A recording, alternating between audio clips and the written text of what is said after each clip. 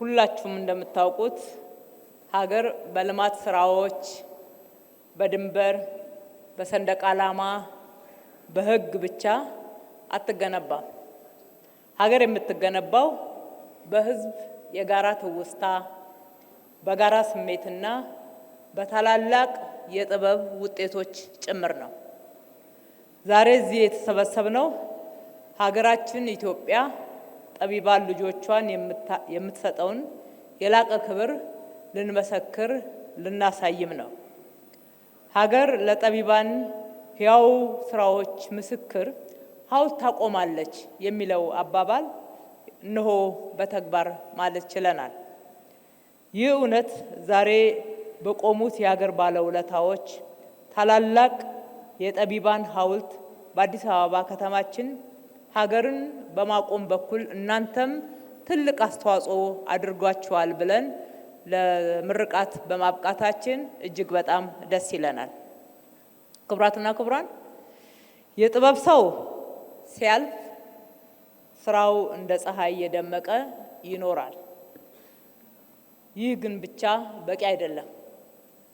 በሀገር አክብሮትና በትውልድ ፊት ደግሞ ክብር መስጠት ይገባል። በመሆኑም ለሀገራቸው ሰላም፣ ለኢትዮጵያዊነት ግንባታ፣ ለህብረ ብሔራዊ አንድነት፣ ለወንድማማችነት፣ ለእህትማማችነት፣ ለፍትሃዊነት፣ ለነጻነት፣ ለእኩልነት ያቀነቀኑትን አንጋፋዎችና የሀገር ባለውለታዎችን የክብር ሐውልት ሰርተንላቸዋል።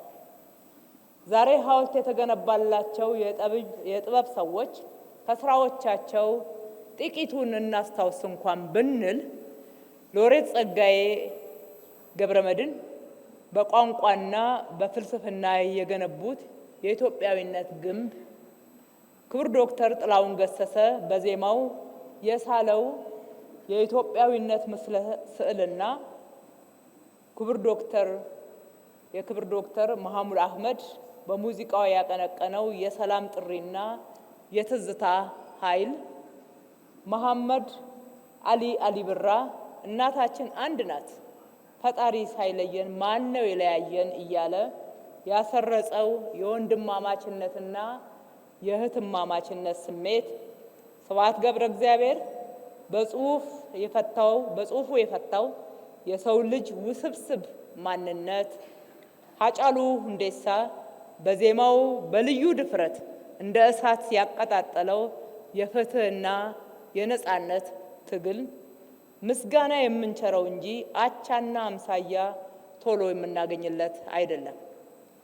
በእርግጥ ከዚህም በተጨማሪ ልናከብራቸው የሚገባን ልናስታውሳቸው የሚገባን የሀገር ባለውለታዎች የሆኑ ሌሎችም የጥበብ ሰዎች መኖራቸውን አንዘነጋም።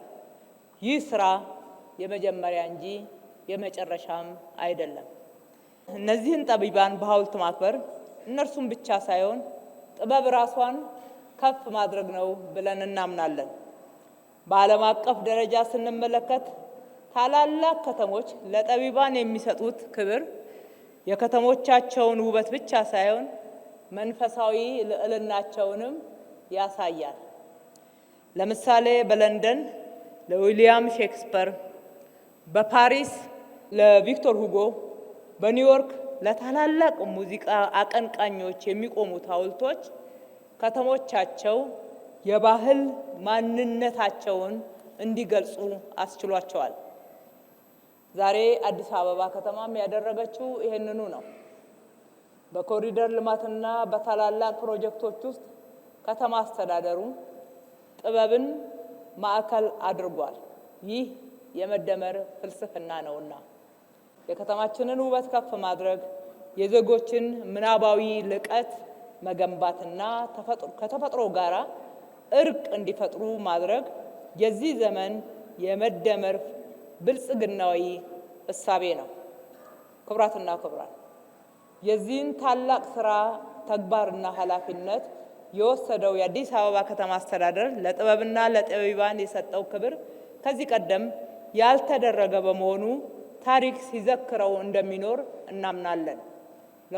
በዋናነት ግን ፋና ወጊው ሚናና የስራ አቅጣጫ የሰጡን ክቡር ጠቅላይ ሚኒስትራችን በመሆናቸው ለእሳቸውም ትልቅ ምስጋና እናቀርባለን።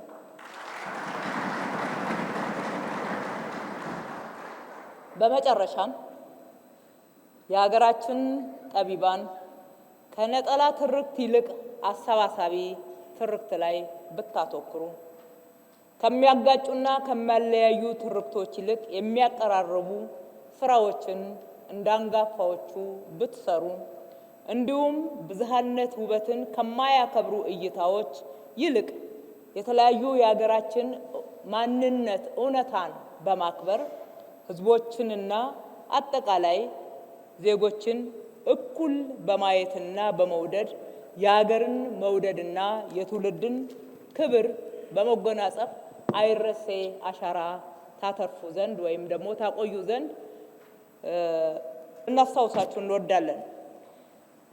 የዚህ አይነቶቹ ስራዎች ለዛሬዎቹ ጀግኖች ሐውልት መቆም ምክንያት የሆኑትና እነዚህን ሐውልቶች የሀገር ሕያው ትዝታዎች ሆነው እንዲኖሩ በመዘከር የሚቀጥሉ ናቸው።